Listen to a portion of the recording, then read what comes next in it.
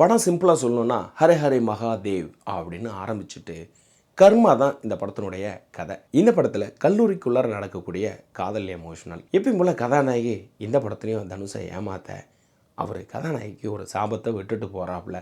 அந்த சாபம் பிரதிபலிக்க ஆரம்பிக்க பாவ மன்னிப்பு வாங்கிறதுக்காக தனுஷை தேடி கதாநாயகி அந்த களத்துக்கே போகிறாங்க. அங்கே நடக்கக்கூடிய உரையாடல் அப்படிங்கிறது ரொம்ப எமோஷ்னலாக பண்ணியிருந்திருப்பாங்க. கிட்டத்தட்ட அந்த கிளைமேக்ஸ் நெருக்கக்கூடிய காட்சிகள் எல்லாமே தனுஷோட பர்ஃபார்மன்ஸை ரசிக்கலாம். ஆனால் கல்லூரியில் தனுஷ் ஒரு பர்ஃபார்மன்ஸை பண்ணியிருந்திருப்பாப்புல. அது அப்பட்டமாக ரஜினிகாந்த் அவரை காப்பி அடித்த மாதிரியே தான் இருக்கும். வாயில் சிகரெட்டை வச்சுக்கிட்டு அக்காவோட கையில் பற்ற வைக்கிறதும் ஷூவில் பற்ற வைக்கிறதும் டக்குன்னு நெருப்பு வர வைக்கிறதும் அப்படிங்கிறது தயவு செய்து அதை நிறுத்திடுறது ரொம்ப நல்லது.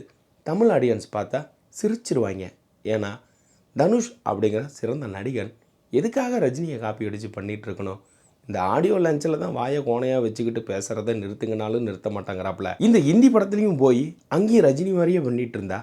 ஏற்கனவே தெரியும் ரஜினி இதெல்லாம் பண்ணி முடிச்சிட்டாரு. உப்பு அவர் பண்ணுறதில்ல. கடைசி படத்தில் ஏதோ துண்டு பீடி குடிச்சிட்டு இருந்தாப்புல, அவ்வளோதான். தவிர இவர் அவரவே காப்பி அடித்து பண்ணிகிட்டு இருக்கிறதுங்கிறது தனுஷ் அப்படிங்கிற அந்த நடிகனை மறக்கடிச்சிக்கிட்டு ரஜினி அப்படிங்கிற அந்த பிம்பத்துக்குள்ளார கொண்டுட்டு வர்றது. புதுசாக வர நடிகர் தான் மற்ற நடிகர்களை பார்த்து காப்பி அடிப்பாங்க.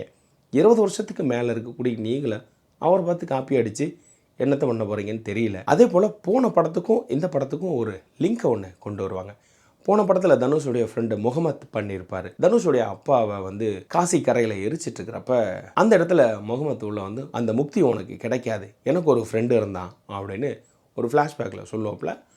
எண்டில் இவர் வச்ச கிளைமேக்ஸில் முடிச்சிருந்திருப்பாங்க. 12 வருஷம் கழித்து ராஞ்சனாவுக்கு பிறகு தேரே இஸ்க் மீனில் கூட்டணியாக வந்திருக்காங்க தனுஷ், ஆனந்த் எல்ராய், ஏஆர் ரஹ்மான். ஸோ இந்த படம் ஹிந்தி அண்ட் தமிழ் டப்பிங்கில் இருக்குது. பர்ஃபார்மன்ஸாகவும் கதையாகவும் இந்த படம் நல்லா தான் இருக்குது. ஸோ இதே போல் நம்ம சேனல் மற்ற படங்கள் ரிவ்யூ இருக்குது பாருங்கள். மறக்காமல் சப்ஸ்கிரைப் பண்ணுற மற்றவங்களுக்கும் ஷேர் பண்ணுங்கள்.